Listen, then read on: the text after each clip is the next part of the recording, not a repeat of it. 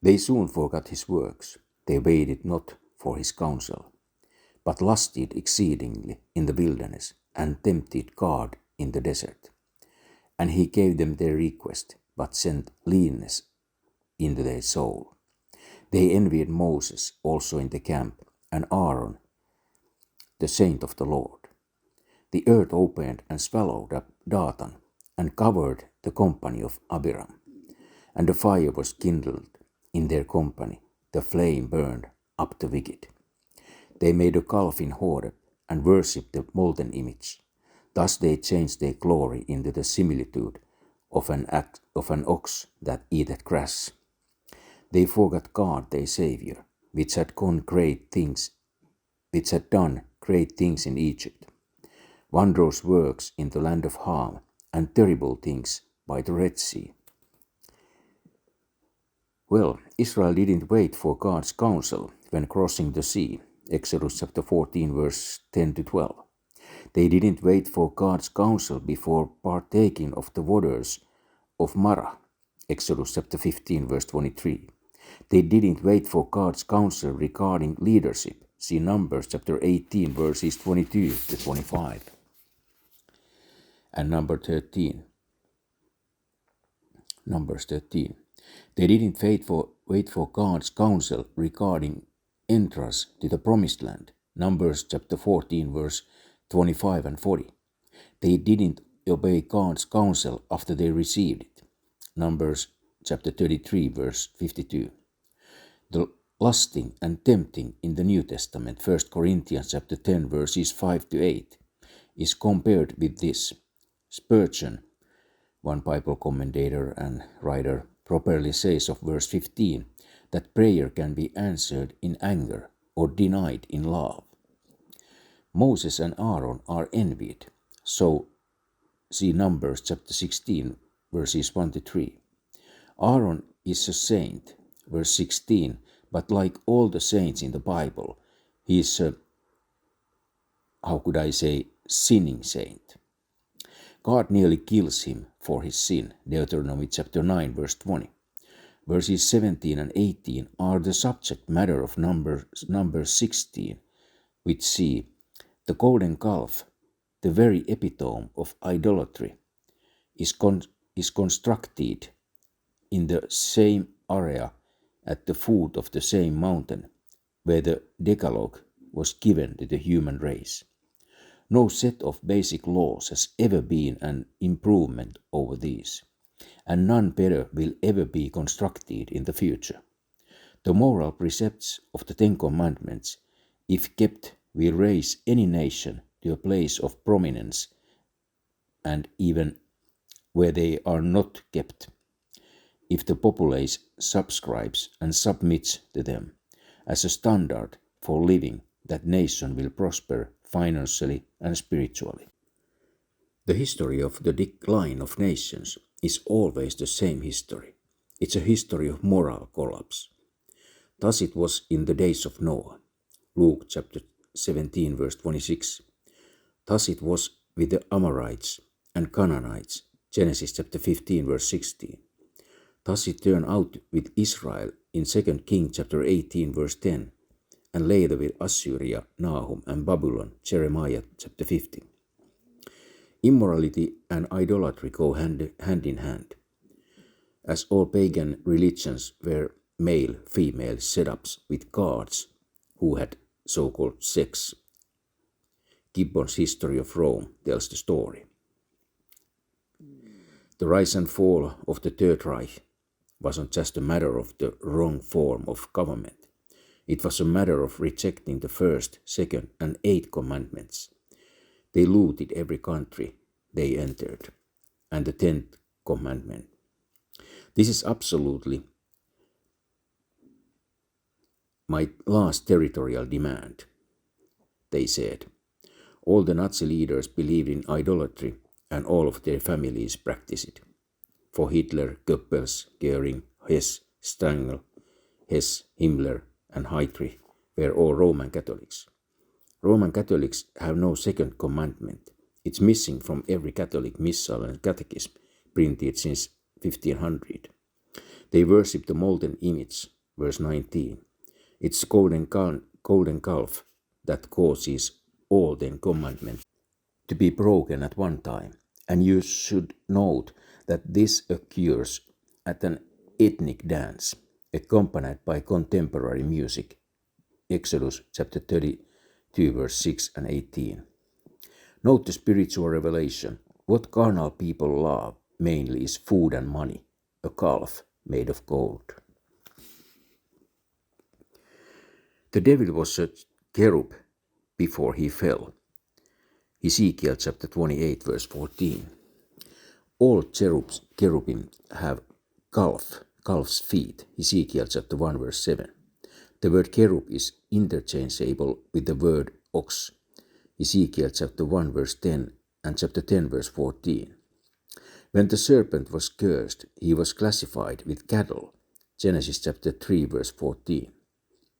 If you believe the account, and God knows that not one accredited, recognized, fundamental Christian scholar anywhere does, you are looking at the flying reptile who represents the aquatic animals.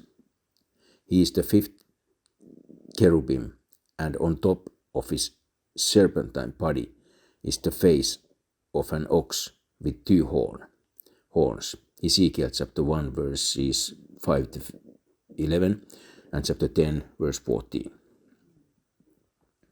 What Aaron set up pictured a glorified cherub whom the Bible calls Satan.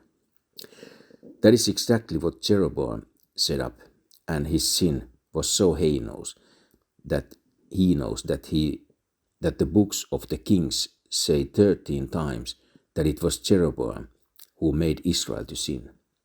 The idols and devils of verses 36 and 37 should have told the expositors that there was more to a golden calf than some Egyptian sacred cow. This golden calf has the Roman Catholic sun disk right between his horns, like a monstrance or golden disc on a Catholic altar. Some Egyptian statues have him speckled with black spots like a leopard. Revelation chapter 13, verses 1 to 2. Verses 21 and 22 are clear. The land of Ham is in Africa. There are no sound arguments against the ethnic problems involved.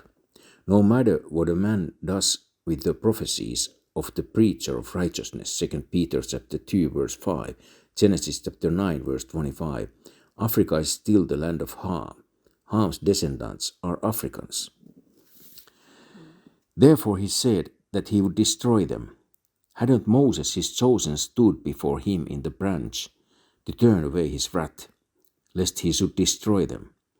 Yeah, they despised the pleasant land, they believed not his word, but murmured in their tents, and hearkened not unto the voice of the Lord.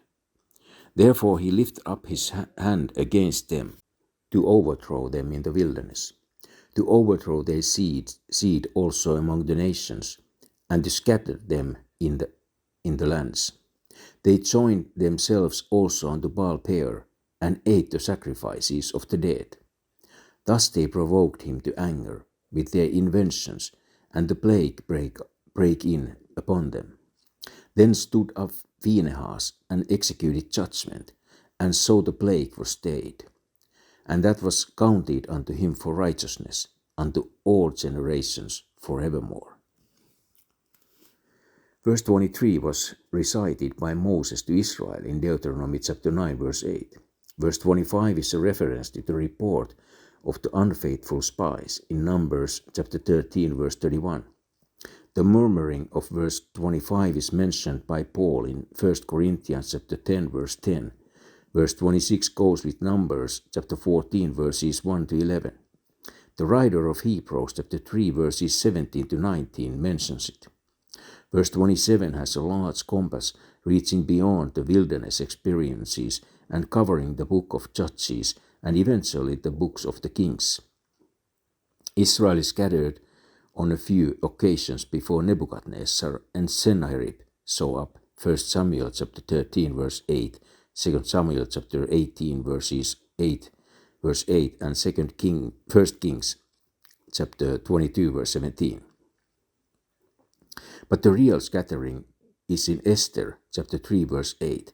After the captivity, Israel's seed would have been overthrown before they entered the promised land by two devices, by intermingling with the heathen, verse 28, and by God killing them so they couldn't bear seed.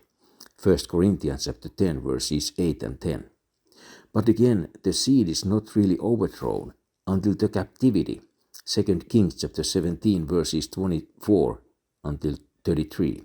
And Ezra can't get the mess straightened out after the returns from the captivity. Nehemiah has the same trouble. Nehemiah chapter 13, verses 23 to 26. Baal paired the sacrifices of the dead, verse 28, is a reference to Numbers chapter 23 and verses 28 and chapter 25 verse 18 and chapter 31 verse 16. This is when Phinehas stood up, verse 30. See Numbers chapter 25 verses 6 to 8. The plague was stayed in Numbers chapter 25 verse 8, so that was counted unto him for righteousness unto all generations forevermore, verse 31. This explains the continuance of the Levitical priesthood not only in the millennium, but out in the eternity.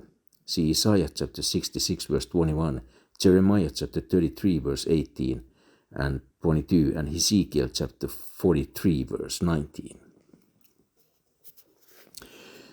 The reason why Korah wasn't mentioned back in verse 17, although he was one of the authors of the rebellion, see Numbers chapter 16 verse 1, is because the children of Korah got out alive. Numbers chapter 26 verse 11. The exact wording in Numbers chapter 16 verse 27 is that Dathan and Abiram came out and stood in the door of their tents and their little children.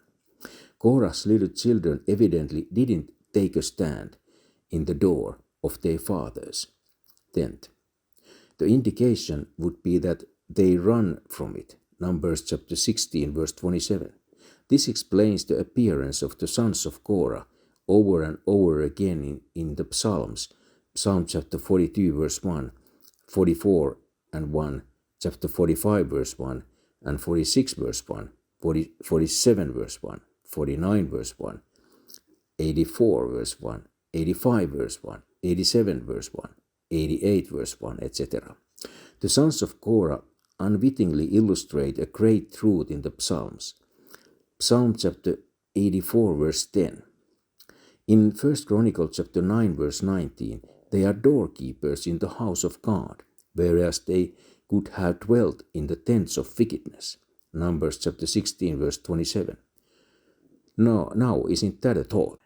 Well, as you can see, Bible is a wonderful, awesome book when you can see everything clearly there. And it's possible. We know that people are liars, but God is the truth. Let God be true, but every man a liar, like Bible says. But one thing is sure. Life is short, death is sure. Sin the curse, Christ the cure.